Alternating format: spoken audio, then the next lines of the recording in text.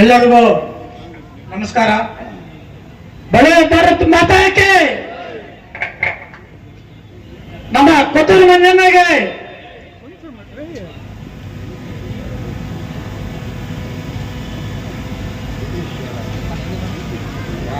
ಹಿಂದ್ಗಡೆ ಇರೋರೆಲ್ಲ ಮುಂದ್ಗಡೆ ಬಂದು ಕೂತ್ಕೋಬೇಕು. ಮುಂದ್ಗಡೆ ಖಾಲಿ ಇದೆ, ಸ್ವಲ್ಪ ದಯವಿಟ್ಟು ಮುಂದ್ಗಡೆ ಬಂದು ಕೂತ್ಕೊಳ್ಳಿ. ವೇದಿಕೆ ಮೇಲೆ ಆಸೀನರಾದಂತ ನಮ್ಮ ಕೋಲಾರ ಜನಪ್ರಿಯ ಶಾಸಕರಾದಂತ ಕೊತ್ತೂರು ಮಂಜಣ್ಣನವರೇ, 2024 MP ಅಭ್ಯರ್ಥಿ ಆದಂತ ಗೌತಮ್ ಅಣ್ಣನವರೇ, ನಮ್ಮ ಕಾಂಗ್ರೆಸ್ ಪಕ್ಷದ ಅಧ್ಯಕ್ಷರಾದಂತ ಅಮರಣ್ಣನವರೇ, ಇನ್ನು ಅನೇಕ ಗಣ್ಯಾತ ಗಣ್ಯರಿದ್ದಾರೆ. ಹೆಸರುಗಳು ಹೇಳ್ಕೊಂಡು ಹೋದ್ರೆ ಸಮಯದ ಕಾಲಾವಕಾಶ ಕಡಿಮೆ ಇದೆ. ಯಾಕಂದ್ರೆ ಎಲ್ಲ ಸ್ಟೂಡೆಂಟ್ಗಳು ಇನ್ನು ನಿಮ್ಮ ಉದ್ಯೋಗ ಅವಕಾಶಗಳನ್ನು ಹುಡ್ಕೋಬೇಕಾಗುತ್ತೆ. ಅದರಿಂದ ಜಾಸ್ತಿ ಸಮಯವನ್ನು ನಾವು ತಗೊಳ್ಳಲ್ಲ.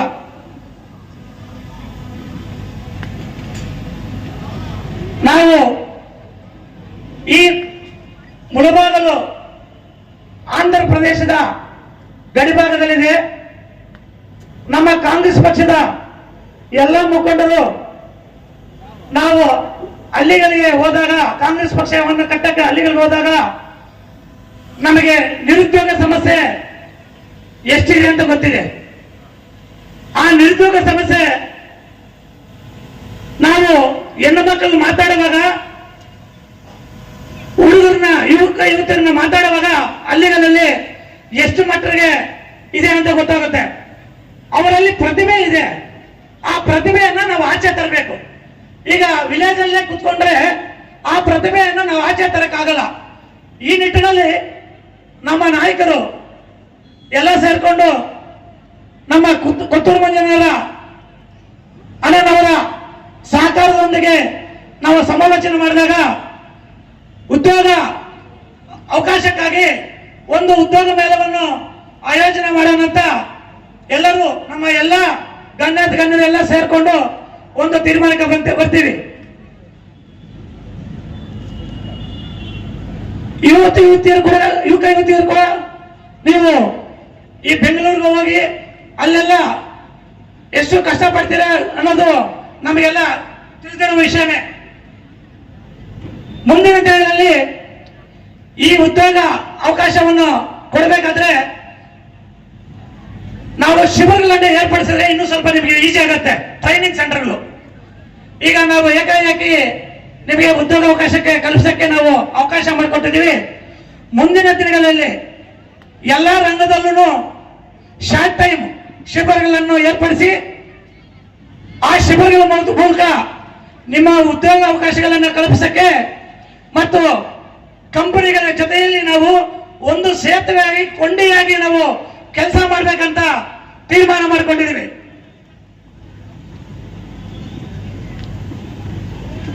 ನೀವು ಇಲ್ಲಿ ಯಾರಿಗಾದ್ರೂ ಅಕಸ್ಮಾತ್ ಕೆಲಸ ಸಿಗಲಿಲ್ಲ ಅಂತಂದ್ರೆ ನಿರಾಶೆ ಆಗಬೇಡಿ.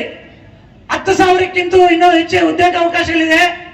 ಯಾರಿಗಾದ್ರೂ ಸಿಗಲಿಲ್ಲ ಅಂದ್ರೆ ನಮ್ಮನ್ನ ರಿಜಿಸ್ಟರ್ ಮಾಡ್ಕೊಳ್ಳಂಗೆ ನಾವು ಹಂತವಾಗಿ ಅದನ್ನು ಕ್ಲಿಯರ್ ಮಾಡ್ತೀವಿ. ಅಕಸ್ಮಾತ್ ಯಾರಿಗಾದ್ರೂ ಸಿಗಲಿಲ್ಲ ಅಂತಂದ್ರೆ ನಾವು ಹಂತವಾಗಿ ಕ್ಲಿಯರ್ ಮಾಡ್ತೀವಿ. ನಾವು 3 ವಿಷಯದಲ್ಲಿ ಕೆಲಸ ಮಾಡ್ಕೊಳ್ಬೇಕಂತ ಒಂದು ದಿಟ್ಟ ನಿರ್ಧಾರವನ್ನು ಮಾಡ್ಕೊಂಡಿದ್ದೀವಿ. ಒಂದು ಶಿಕ್ಷಣ, ಆರೋಗ್ಯ ಮತ್ತು ಉದ್ಯೋಗ.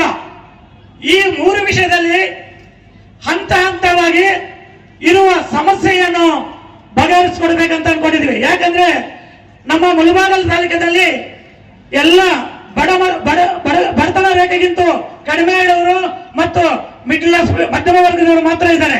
ಅದರಿಂದ ಇದಕ್ಕೆ ನಾವು ಮುಂದಿನ ದಿನಗಳಲ್ಲಿ ಒತ್ತು ಕೊಡ್ತಿದ್ದೀವಿ. ಈಗ ನಾವು ಪ್ರತಿ ತಿಂಗಳು ಒಂದು ದೀರ್ಘ ಸುಮಂಗಲಿ ಭವ ಅಂತ ಹೇಳ್ಬಿಟ್ಟು ಒಂದು ಹೆಣ್ಣು ಮಕ್ಕಳಿಗೆ ಮಡಿಲು ತುಂಬುವ ಕಾರ್ಯಕ್ರಮವನ್ನು ಮಾಡಬೇಕಂತ ಆಯೋಜನೆ ಮಾಡಿದ್ದೀವಿ. ಅದರ ಜೊತೆಗೆ ಪ್ರತಿ 6 ತಿಂಗಳಿಗೊಮ್ಮೆ ನಾವು ಶಿಕ್ಷಣದ ಬಗ್ಗೆ ಆಗಲಿ, ಆರೋಗ್ಯದ ಬಗ್ಗೆ ಆಗಲಿ, ಉದ್ಯೋಗ ಬಗ್ಗೆ ಆಗಲಿ ಯಾವುದಾದ್ರೂ ಒಂದು ರಂಗದಲ್ಲಿ ಒಂದು ಕಾರ್ಯಕ್ರಮವನ್ನು ಆಯೋಜನೆ ಮಾಡಬೇಕಂತ ನಮ್ಮ ಎಲ್ಲ ಕಾಂಗ್ರೆಸ್ ಮುಖಂಡರ ಎಲ್ಲರೂ ಸೇರಿ ನಮ್ಮ ಕೊತ್ತೂರು ಮಂಜಣ್ಣವರ ಸಹಕಾರದೊಂದಿಗೆ ಕಾರ್ಯಕ್ರಮಗಳನ್ನು ಮಾಡಬೇಕಂತ ತೀರ್ಮಾನ ಮಾಡಿದ್ವಿ. ನಾನು 2023ರಲ್ಲಿ MLAಗೆ ಅಭ್ಯರ್ಥಿಯಾಗಿ ನನಗೆ ಇಲ್ಲಿ ಮಾಡ್ತಾರೆ. ನಾನು 26 ತಾರೀಕು ಲಾಸ್ಟ್ ಡೇಟ್ ಇರುತ್ತೆ.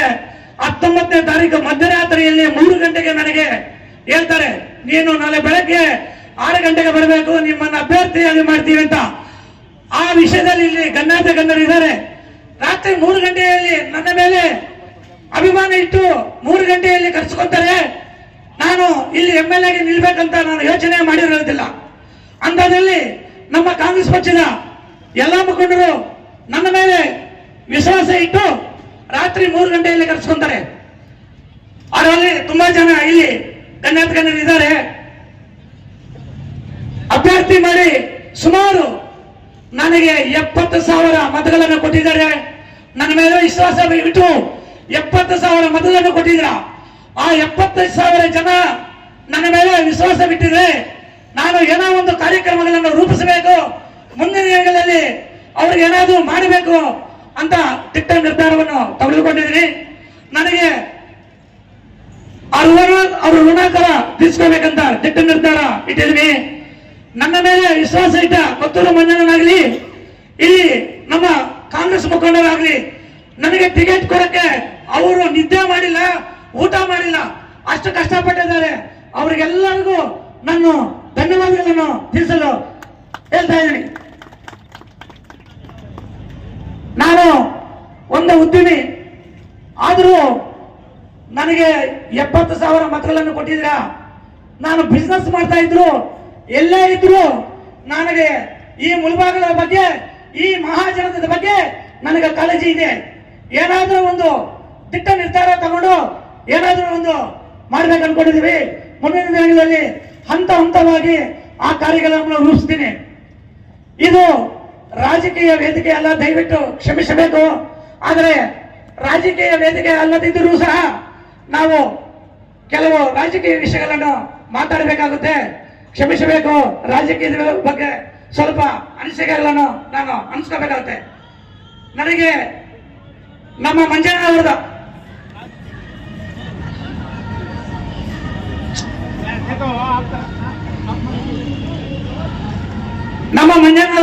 ನನಗೆ ಪಕ್ಷದ ಸಂಘಟನೆ ಮಾಡಕ್ಕೆ, ಕಾರ್ಯಕ್ರಮಗಳು ಮಾಡಕ್ಕೆ ನಮಗೆ ಎಲ್ಲಾ ರೀತಿಯೂ ಸಹಕಾರ ಮಾಡ್ತಾ ಇದ್ದಾರೆ.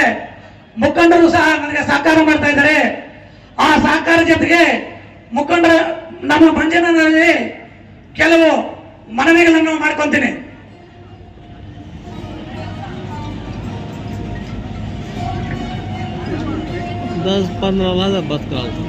ನಮ್ಮದು ರಾಜಕೀಯದಲ್ಲಿ ವೇದಿಕೆ ಆಗಿರೋದ್ರಿಂದ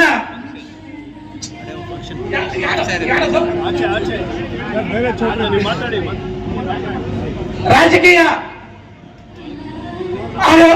ಅಂದ್ರೆ ನಾವು ಅಭಿವೃದ್ಧಿಯಲ್ಲಿ ನಾವು ದಿಟ್ಟ ನಿರ್ಧಾರವನ್ನು ತಗೋಬೇಕಾಗುತ್ತೆ. ಅಭಿವೃದ್ಧಿ ವಿಷಯದಲ್ಲಿ, ಈ ಮುಳಬಾಗಿಲ ಅಭಿವೃದ್ಧಿ ವಿಷಯದಲ್ಲಿ ನಾವು ರಾಜಕೀಯ ಮಾಡಲ್ಲ. ಆದರೆ ನಾವು ಮುಳಬಾಗಿಲ ಅಭಿವೃದ್ಧಿಗೆ ಮಾತ್ರ ನಾವು ಗಮನ ಕೊಡ್ತೀವಿ. ಆ ಮುಳಬಾಗಿಲ ಅಭಿವೃದ್ಧಿ ವಿಷಯದಲ್ಲಿ 2-3 ಬೇಡಿಕೆಗಳನ್ನು ನಮ್ಮ ಮಂಜಣ್ಣನವರ ಹತ್ರ ಇಡ್ತೀನಿ. ನಮ್ಮ ಮಂಜಣ್ಣನವರು ನಮ್ಮ ಜಿಲ್ಲಾ ಮಂತ್ರಿಗಳ ಸಹಕಾರದಿಂದ ನಮ್ಮ ಕಾಂಗ್ರೆಸ್ ಪಕ್ಷದ ನಿಯೋಗವನ್ನು ಕರ್ಕೊಂಡೋಗಿ ಮುಳಬಾಗಿಲ ಅಭಿವೃದ್ಧಿಗೋಸ್ಕರ 2-3 ನಾನು ರಿಕ್ವೆಸ್ಟ್ ಮಾಡ್ಕೊಂತೀನಿ. ಆ ಕಾರ್ಯಕ್ರಮಗಳನ್ನು ನಡೆಸ್ಕೊಡ್ಬೇಕಾಗಿ ತಮ್ಮಲ್ಲಿ ವಿನಂತಿಸ್ಕೊಂತೀನಿ. ಮುಳಬಾಗಿಲ ಸಮಗ್ರ ಅಭಿವೃದ್ಧಿಗೋಸ್ಕರ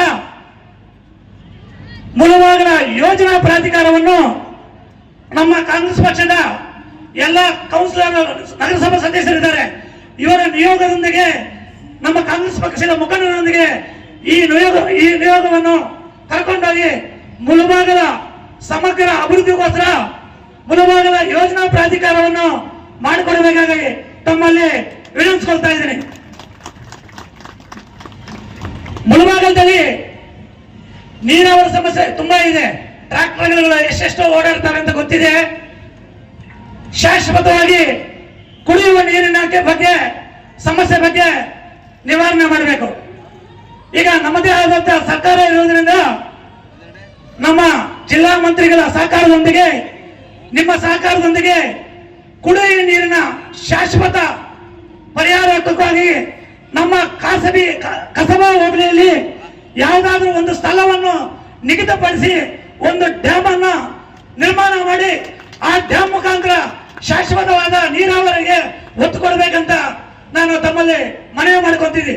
ನೀವು ಅವಾಗವಾಗ ಮುಳುಬಾಗಲು ಒಂದು ಕಣ್ಣಾದ್ರೆ ಕೋಲಾರ ಒಂದು ಕಣ್ಣಂತ ನೀವು ಅವಾಗವಾಗ ಹೇಳ್ತಾ ಇರ್ತೀರಾ. ಕೋಲಾರ ಒಂದು ಕಣ್ಣಲ್ಲ, ಎರಡು ಕಣ್ಣು ಕೋಲಾರ ಆದ್ರೆ ಮುಳುಬಾಗಲು ಹಾರ್ಟ್ ನಿಮ್ಮ ಹೃದಯ. ಅದರಿಂದ ದಯವಿಟ್ಟು ಈ ಮುಳುಬಾಗಲ ಬಗ್ಗೆ ನೀವು ಒತ್ತು ಕೊಡಬೇಕು.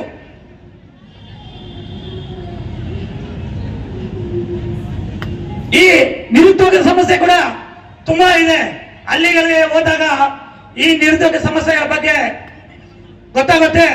ಅದರಿಂದ ಈ ನಿರುದ್ಯೋಗ ಸಮಸ್ಯೆಯನ್ನು ನಿವಾರಣೆ ಮಾಡಬೇಕಾದ್ರೆ ನಮ್ಮ ಕಾಂಗ್ರೆಸ್ ಪಕ್ಷದಿಂದ ವರ್ಷನೂ ಹಂತ ಹಂತವಾಗಿ ಈ ನಿರುದ್ಯೋಗ ಸಮಸ್ಯೆಯನ್ನು ನಿವಾರಣೆ ಮಾಡಲು ನಾನಾ ರೀತಿಯ ಕಾರ್ಯಕ್ರಮಗಳನ್ನು ಹಮ್ಮಿಕೊಂಡು ಮುಂದಿನ ದಿನಗಳಲ್ಲಿ ನಿರುದ್ಯೋಗ ಸಮಸ್ಯೆಯನ್ನು ಪರಿಹಾರ ಮಾಡ್ತೀವಿ.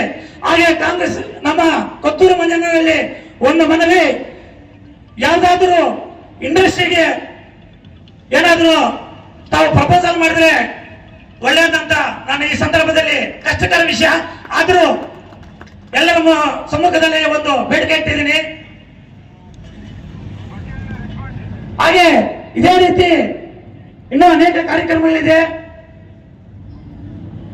ನಾವು ಮುಂದಿನ ದಿನಗಳಲ್ಲಿ ಹೇಳ್ತೀವಿ. ಈಗ ಸಮಯ ಕಾಲಾವಕಾಶ ಕಡಿಮೆ ಇರೋದ್ರಿಂದ ದಯವಿಟ್ಟು ಕ್ಷಮಿಸಬೇಕಾಗತ್ತೆ. ನನ್ನ ಈ ಕಾರ್ಯಕ್ರಮಕ್ಕೆ ಪ್ರತ್ಯಕ್ಷವಾಗಿ ಪರೋಕ್ಷವಾಗಿ ಎಲ್ಲ ಸಪೋರ್ಟ್ ಮಾಡಿರುವಂತ ಮುಂಚೂಣಿ ಘಟಕದ ಎಲ್ಲ ನನ್ನ ಕಾಂಗ್ರೆಸ್ ಮಿತ್ರರು, ಕಾರ್ಯಕರ್ತರು, ಮುಖಂಡರು, ಕಂಪನಿಯವರು, ಪೊಲೀಸ್ ಡಿಪಾರ್ಟ್ಮೆಂಟ್, ಮೀಡಿಯಾದವರು, ಪತ್ರಿಕಾ ಮಿತ್ರರು, ಎಲ್ಲ ನನ್ನ ಸಪೋರ್ಟ್ ಮಾಡಿದಂತ ಎಲ್ಲ ಮಿತ್ರರು, ನಿರುದ್ಯೋಗಿ ಯುಗ ಯುವತಿಯರು, ಅಣ್ಣ ತಮ್ಮಂದರು ಎಲ್ಲರಿಗೂ ನಿಮಗೆ ವಂದಿಸುತ್ತಾ ನನ್ನ ಮಾತುಗಳನ್ನು ಮುಗಿಸುತ್ತೇನೆ. ಜೈ ಹಿಂದ್, ಜೈ ಕರ್ನಾಟಕ.